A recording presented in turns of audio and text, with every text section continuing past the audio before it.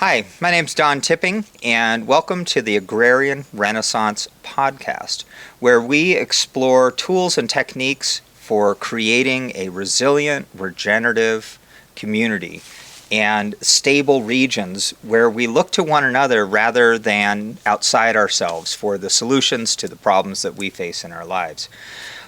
I've been practicing permaculture and be an organic farmer for over 30 years now, so I'll be sharing from my own experience of what I've learned that has worked. And I'll also be bringing in guests that are from my local community and the larger global community who have demonstrated excellence and unique insight based on their particular life path of ways that we can look to each other to come together and create a brighter future for ourselves, our families, our region, and the watersheds where we live. Hi, my name is Don Tipping, and welcome to episode 6 of the Agrarian Renaissance podcast. And for this episode, we'll be picking up where I left off from episode 4, where I mentioned Nikolai Vavilov and the centers of origin. So Nikolai Vavilov was a Russian botanist who was born in the late 1800s and died in the early days of the World War II as an elitist. And tragically, I'll get to the story later, he died in a Gulag prison. So throughout the history of his life and before that in Russia, there were many periods at which, due to weather events or political events, famine occurred for people. So as a botanist, he was particularly interested in how can we have a greater diversity of edible plants to ensure that we don't go through a period of starvation. So getting funding from universities and the Russian government, he was able to assemble basically missions, exploratory missions, on every continent of the planet except for Antarctica, where generally there's no edible plants. And if you think about the time period, this is the early 1900s when he was doing this. So he was exploring the Andean mountains in Ecuador and Peru with teams of mules and donkeys and alpacas, oftentimes with major language barriers. And through this work of getting out there and really looking at indigenous agriculture and learning from people who had developed a resilient regenerative agriculture for centuries, if not millennia, he began to see a picture of humans' relationship with agriculture that challenged the existing model. The existing model through the university system was the idea that agriculture started in the Fertile Crescent and spread from there. And it very much mirrored the Bible, because the Bible really describes that region around the Mediterranean, North Africa, and the Middle East. It really doesn't look too much farther out of that. And if that's your lens on the world, that's the view of agriculture you're going to get. That, as I mentioned before, but it's worth restating, is much of agriculture in lowland places developed as what's called flood retreat farming. So imagine the Nile River or the Ganges or the Tigris and the Euphrates in present-day Iraq. The winter snows would melt in the spring and deposit all this nutrient-rich silt, churning, but there'd also be seeds and tubers and roots and rhizomes of plants washing down from the headlands and then buried in the silt. When the floodwaters retreated and the river resumed its normal width, those areas alongside the river grew this abundant vegetation of herbs, grains, vegetables, fruits, dye plants, things like cotton, which is from India, would grow there. And early peoples began to notice that there was a proliferation of foods there and useful plants. And not only that, they didn't require fertilization or planting or irrigation because they were irrigated from below from being in the river floodplain. And also all that silt also had animal manures and all kind of rich minerals in it. So the plants received abundant fertilization, and obviously no one planted them, they just grew. So you can imagine, as people wild harvested, the early agricultural peoples were foragers first and foremost. They would gather plants and seeds and roots and shoots and what have you, whatever looked good to them, really, and then transport those back to their villages, dropping some along the way. And then, of course, they had human sanitation, outhouses, or however they did it back then, where they would pass seeds and fruits and nuts that would then grow around their villages. So this is the pattern of how agriculture started in much of the river valleys of the planet. However, through Vavilov's work, that type of flood retreat farming was not what was going on in the highlands in present-day Oaxaca, Mexico, where that's one of the centers of origin, where corn came from, tomatoes, beans, or at least a few of the species of beans, peppers, and many types of squash. Those people lived in these mountain valleys where they had enough rainfall to thrive. And these plants went from wild weeds to the plants we know today before modern plant breeders ever were able to lay hands on them. And as Gary Nabham talks about in his excellent book, Where Our Food Comes From, where he retraces Vavilov's steps. And I highly encourage everybody to read this. It would make an excellent addition to your history class in case you're a high school or college teacher listening to this. I feel like it is crucial information that places our understanding of our relationship to all these plants in a clearer view. But Gary Nabham made this statement in the book that 99% of the improvement in our useful plants was completed 300 years ago, before we had modern universities and scientists looking at our agricultural crops. So Vavilov identified these 8 regions around the planet that are the centers of origin. And what's interesting is, and we aren't able to see this till more present day, and Gary Nabham addresses this in his book. If you overlay a map of the World Wildlife Fund's areas of highest biodiversity, the biodiversity hotspots, with the 8 centers of origin, you can see very clearly that the areas of the planet that had more total plant diversity, you had more plants to choose from. It was just more crayons in the crayon, the crayon box. And those of us that are old enough to remember, you remember the Crayola crayon box that had 16 colors in it. And then when you saw those ones had 64, you get excited. So these centers of origin were the 64 crayon boxes. And so those areas are the Andean Mountains, and there's kind of 2 subregions there because potatoes and the Andean crops is one, but also the Amazonian region is where cacao, pineapple, peanuts, a number of other things, coconuts. So those crops develop there. And then I mentioned the Andes, where you have quinoa, other potatoes, certain types of peppers, beans, squash. And then as you move north, you get to the Oaxaca, Mexico, central Mexican highlands, and that's corn, beans, squash, peppers, tomatoes, winter squash, and our summer squashes. And then you jump over to the old world, and Indochina is onions, carrots, okra. There's a whole bunch of other plants there. The Mediterranean region is oats, rye, broccoli, cabbage, turnips, Swiss chard, beets, and then wheat. And so now we get into the North African region of Syria, Ethiopia, coffee, both varieties of wheat, one from Ethiopia, another from Syria, and things like millets and sorghums and a lot of the staple grains that nourished the early humans. And then if you move over to Southeast Asia, we have rice, eggplants, bitter melons, and then there's a sub-Saharan African region which is watermelons and a number of other crops from that area, cassava, manioc, teff. The list is long, and I'll put more details in the show notes.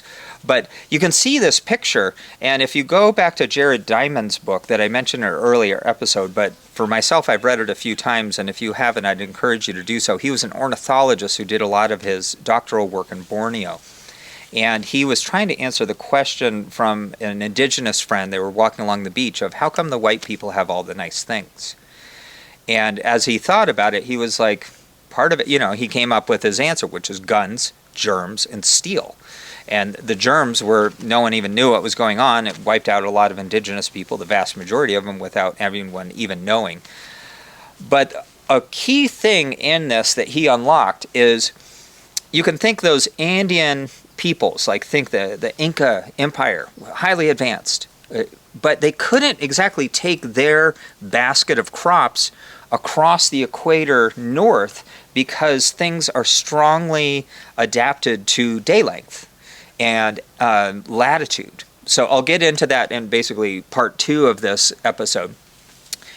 So there wasn't much migration of crops north-south in the New World, but in the Old World, think of the spice road and the Silk Road. And you were able to take rice and all these things from China, India, and move them across into North Africa and then through the Moors into Spain. And there was a lot of sharing of genetic resources because they were moving along similar latitudes. And so think like citrus in southern China at 32 degrees north latitude, which is about like Southern California, worked really well in southern Spain or in Morocco or Tunisia. So those peoples were all able to enjoy the same levels of plant biodiversity, which turned into wealth. Because think, the early empires, it was all about trade. And people oftentimes had significant cultural, religious, language barriers. But if you showed up with your camel train or your donkey pack loaded with all these goods, and you spread out your blankets and, hey, look at these things. And these people were able to taste and try and smell these things for the first time. They had to have it. And that's really what drove colonialization, because by the time something like cinnamon made it to some king or queen, prince or princess somewhere, they're like, we need more of this. Do whatever you need to do to obtain this. Black pepper is a classic example of this. And at the time of about year 1500, black pepper was worth twice its weight in gold. Because we have to think before refrigeration. So again, back to this idea of agrobiodiversity, and this is a term we don't use very much, but in the global south, they're recognizing that their wealth is in their agrobiodiversity because these are cultures that generally haven't pinned their wealth to money, although that's changing nowadays. Whereas in the west, or the global north, we tend to want to turn the things into money. So we don't view agrobiodiversity as having value. And that's part of the reason we're in the situation we're in today. So interestingly enough, back to Nikolai Vavilov and his story, is he amassed the world's largest seed bank by 1910 in what's known as St. Petersburg, Russia. And the Vavilov Institute was founded there. Now enter, and we're not just talking vegetables, we're talking grains, dye crops, the various types of cotton and linen and hemp and all that. Think so much of what we rely on, especially in a time where fossil fuels were not as pervasive, were plant-based resources, or as the ethnobotanist Jill Turner talks about, plant technology. And I'll put that book in the show notes because it's a fascinating look that from the lens of traditional ecological knowledge and indigenous wisdom, and plants were technology. And we have been the beneficiaries of a lot of that stuff. So anyhow, back to Vavilov. The Vavilov Institute grew and flourished. Now enter Stalin and Lenin. And they saw Vavilov and his colleagues as intellectual elitists. This is also about the same time when Darwin and Lysenko were having this argument, or debate, if you will, of evolution versus, the idea of traits, basically to describe Lysenkoism. Lysenko was a biologist who thought that the giraffe's neck got longer because it was stretching it to reach the higher leaves, and that's why they have longer necks. Whereas a Darwinian approach would be, well, the ones that had longer necks, just through genetic diversity and mutation, had access to more browse, so evolution favored the reproductive fitness of the giraffes with long necks. However, Lysenko got into the ear of Joseph Stalin, and his ideas pervaded. So you can imagine how Nikolai Vavilov was very much more a Darwinian approach, and he saw evolution in plants, and basically Lysenko was like, do away with Vavilov, and Vavilov was rounded up and put in a gulag prison and died of starvation, which he was working his whole life to prevent. And in truth is stranger than fiction. And then even further strange is, you can think of the Nazi Socialist Party and Hitler as the embodiment of that, but it was really kind of in that whole same time of Stalinism and totalitarian leadership. He wanted to secure St. Petersburg as a strategic, military thing, and basically the siege, the name of St. Petersburg got changed to Leningrad for a period. And the siege of Leningrad, the employees of the Vavilov Institute barricaded themselves in with the furniture and sacks of potatoes and grains and all this thing. And all of them starved to death rather than give up this treasure of the largest seed bank on the planet. And thankfully, Hitler and the Nazi socialists lost that battle. But Hitler's plan was to deliver his victory speech from the balcony of the Vavilov Institute. And if you think of today, where the National Germplasm Repository here is in the U.S., which is the largest seed bank in the U.S., that's not like a living seed bank with farms and people growing things. It's all stored in liquid nitrogen and stainless steel tanks. And it's in Fort Collins, Colorado. Well, what else is in Fort Collins, Colorado?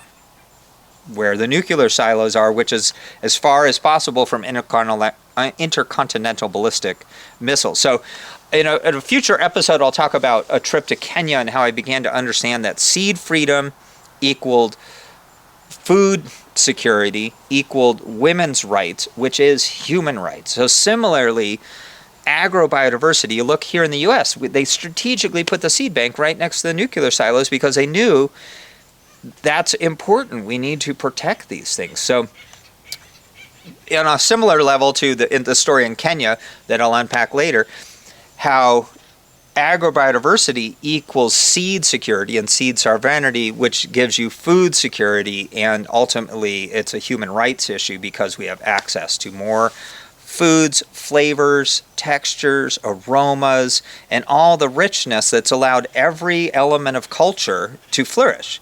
Because what good would a party, you could have the best music, the best dancing, the best fabrics, the best architecture, but without food and drink, it's nothing. So agrobiodiversity is a crucial gift that really Nikolai Vavilov is the superhero of that story. And I hope in time that we use his name in the same sentences as we do Albert Einstein or a Charles Darwin or a Jane Goodall or a Rachel Carson, people of this ilk who've made really meaningful contributions to the quality of life of not only human beings, but the whole circle of relationships of plants, animals, and fungi that we share this beautiful earth with.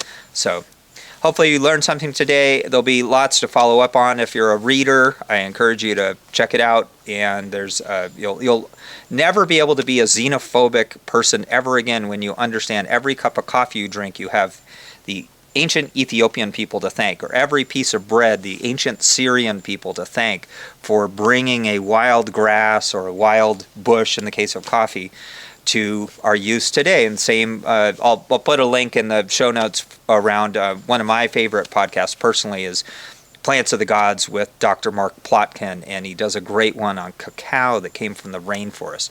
And not only should we celebrate the plant, but also the region and the indigenous people and work towards the protection of those ecosystems and those indigenous people who are still stewarding them for present and future. So thank you.